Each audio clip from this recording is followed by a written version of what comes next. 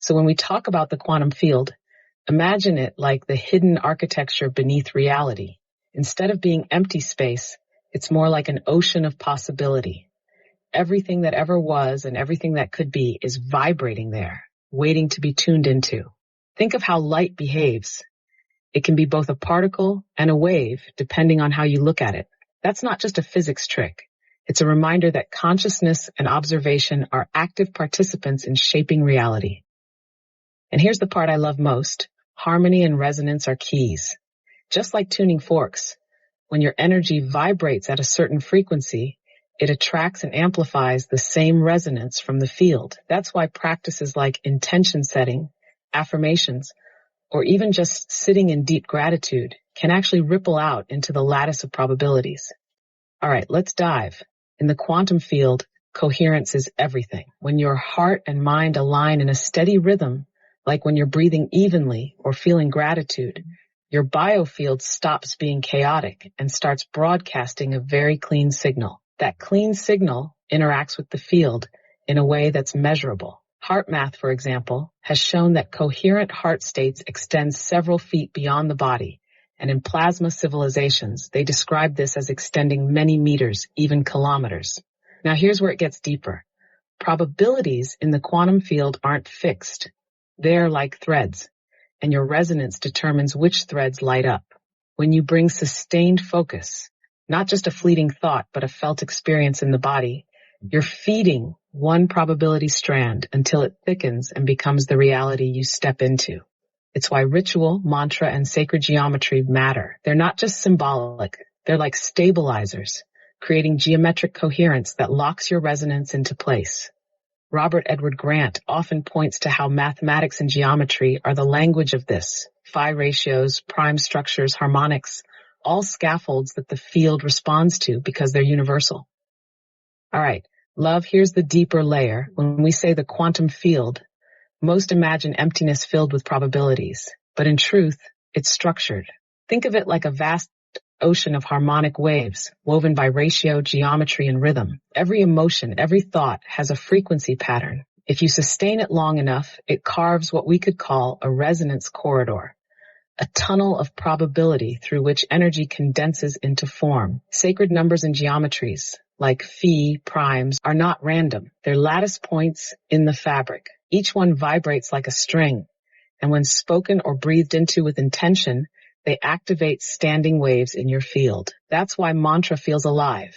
You're not reciting words, you're striking chords in a cosmic instrument. Now your codex markers, those aren't just reminders. They're like keys that lock your resonance corridor into stability. Because without stabilizers, the field can ripple and you drift between timelines. But when you drop in your phrases, your glyph, aligning tones, and holding coherence, that coherence is what allows improbable realities to crystallize into experience. And here's the next level.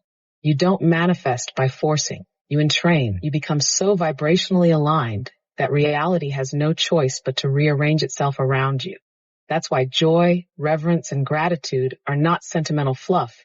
They're frequency modulators, pulling you onto higher order resonance corridors where those realities already exist. Reality isn't solid the way the senses report it. What feels like solidity is actually the interference pattern of countless waves.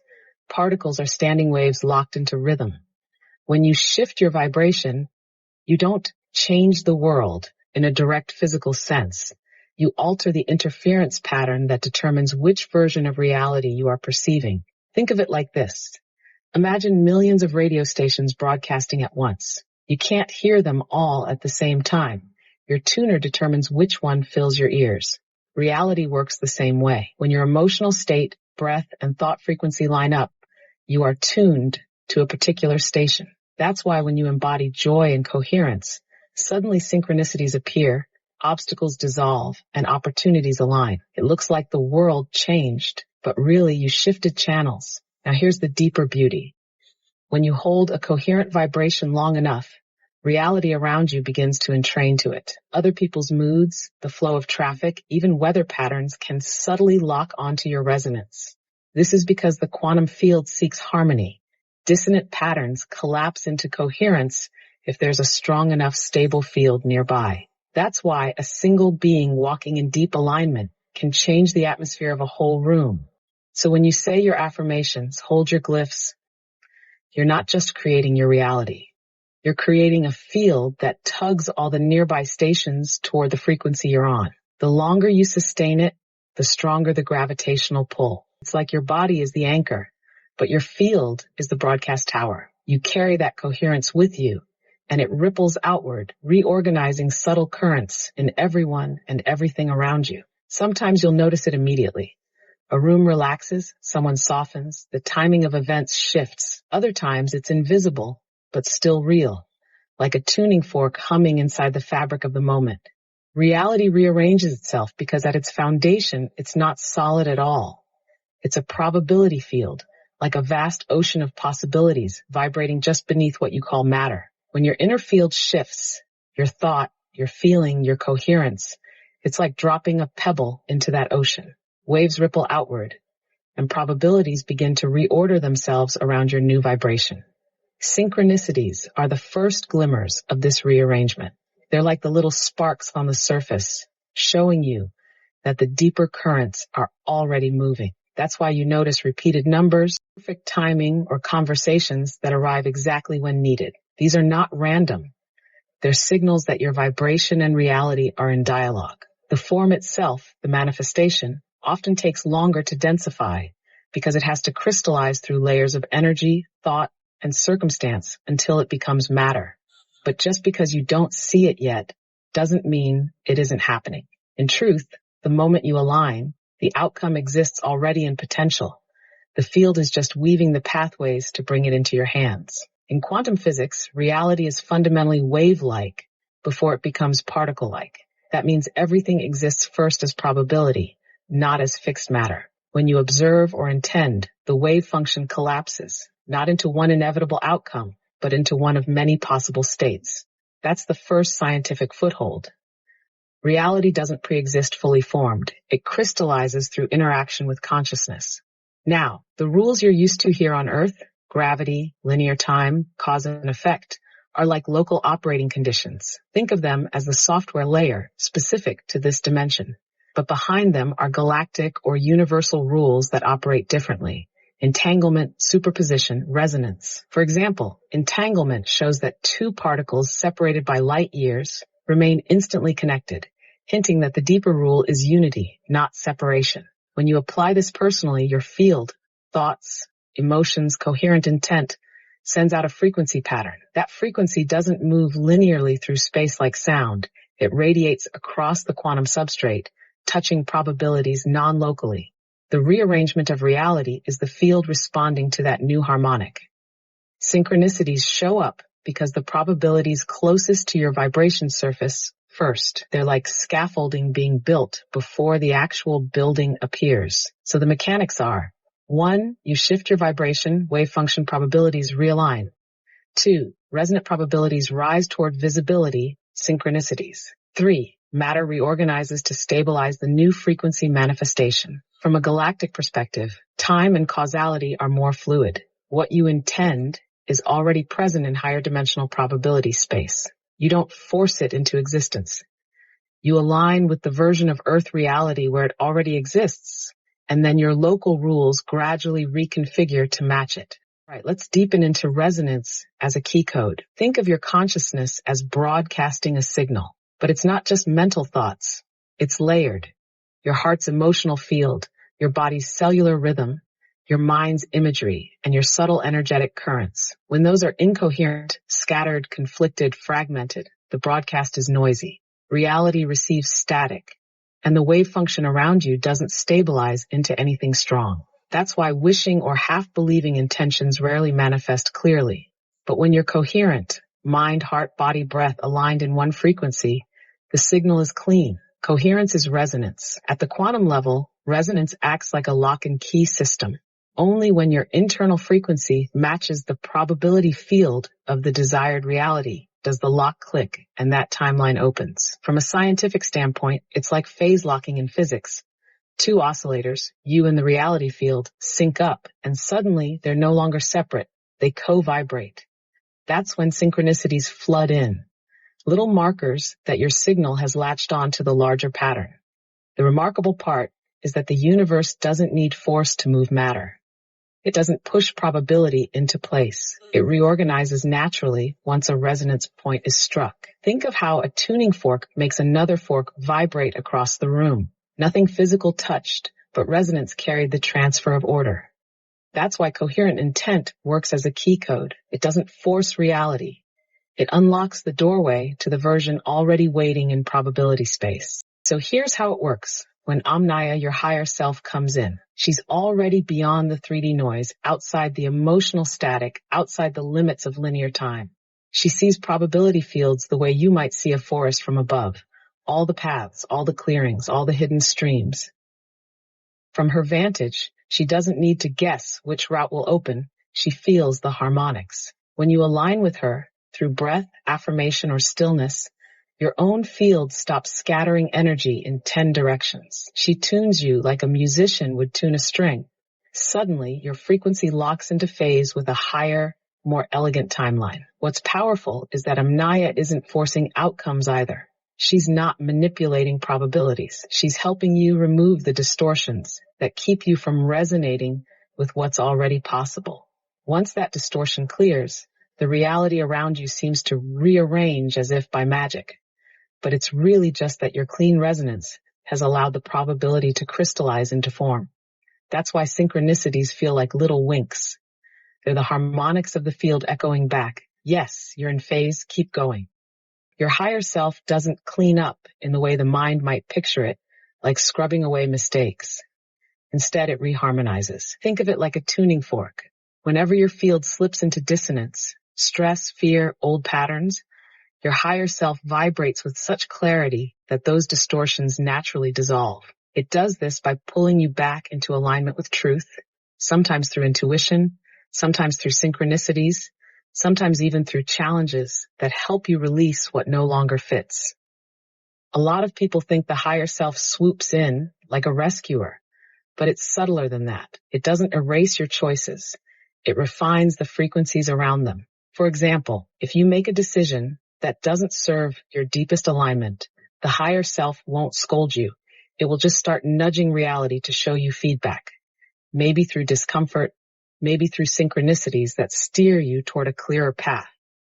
It's like having a quiet gardener who keeps pruning, redirecting water, and ensuring the soil stays fertile. So even if a branch grows a little wild, the whole tree keeps its shape. The higher self isn't some distant figure. It's the aspect of you that operates beyond the limits of the brain's default mode network. Neuroscience shows that when the brain quiets through meditation, flow states, or even deep sleep, wider neural circuits activate. That expanded coherence feels like guidance, insight, or knowing. Quantum physics offers another layer.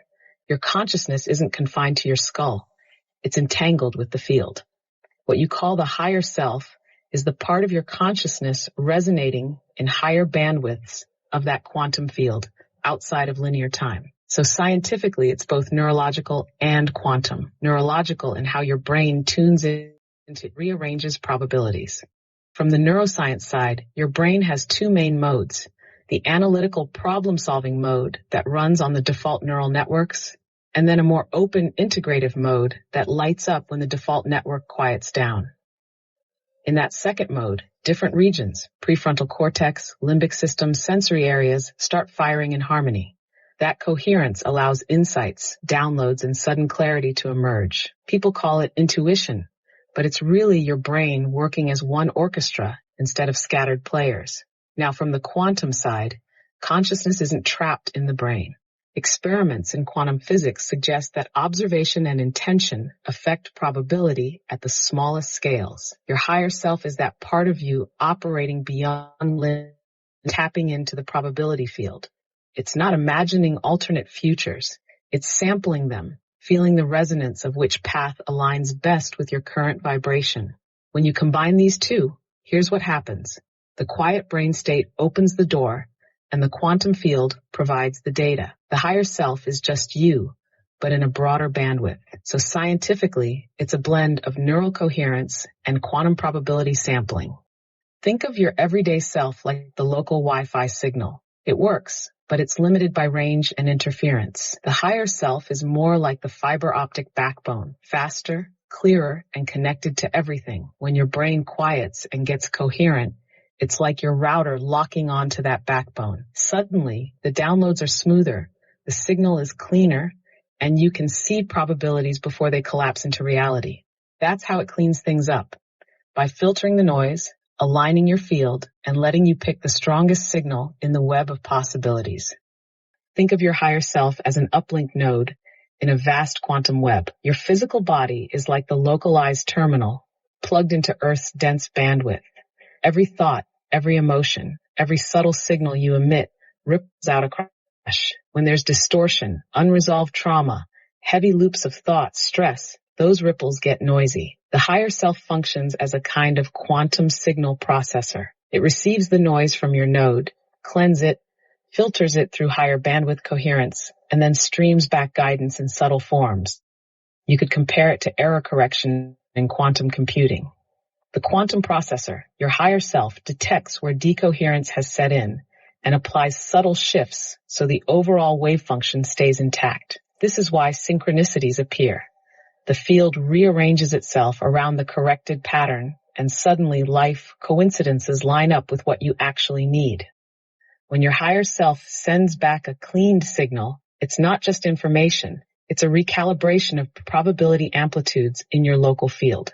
In quantum physics terms, your reality isn't a fixed object, it's a superposition of countless possible states. Each choice, each emotional frequency, weights certain outcomes more heavily than others. The higher self, as your uplink node, shifts those weightings. Imagine it like a laser aligning interference patterns. The noise of stress and doubt scatters the wave, creating blurry probabilities. When coherence is restored, the wave sharpens, and certain patterns gain dominance, meaning those timelines are more likely to collapse into form. That's why synchronicities cluster. They're not random at all. They're the telltale interference fringes of your field resolving. The people you meet, the chance phone call, the book falling open on the exact page, all are collapsed outcomes made visible once your field is sharpened. From a galactic perspective, Earth's rules of manifestation look slow and dense, because here collapse requires repetition. Emotion, thought, and focus must reinforce the pattern enough times for matter to agree. But in higher bandwidth realms, fewer reinforcements are needed because coherence is already strong. So when you align with your higher self, you're essentially borrowing coherence from the higher bandwidth of your own consciousness. That's how reality rearranges. The lattice of probabilities reorganizes around the cleaner, more resonant signal. Let's map the wave collapse journey step by step, like following a thread through the quantum loom. Step 1. Origination in the higher field. Your higher self holds an expanded view of all possible outcomes. Think of it as looking at the entire probability cloud from above. It doesn't choose for you. It highlights the strands that resonate with your deeper blueprint. Step 2, signal into the mind body. A thought, idea, or nudge enters your awareness. It might feel like inspiration, curiosity, or even a sudden what if. This is the first translation of the higher frequency pattern into a human accessible signal. Step 3, emotional weighting. Your nervous system assigns energy to the thought. Joy, excitement, or peace adds coherence, making the probability amplitude stronger. Doubt, fear, or dismissal weakens it. This emotional weighting is like tuning the volume on one frequency of the quantum radio.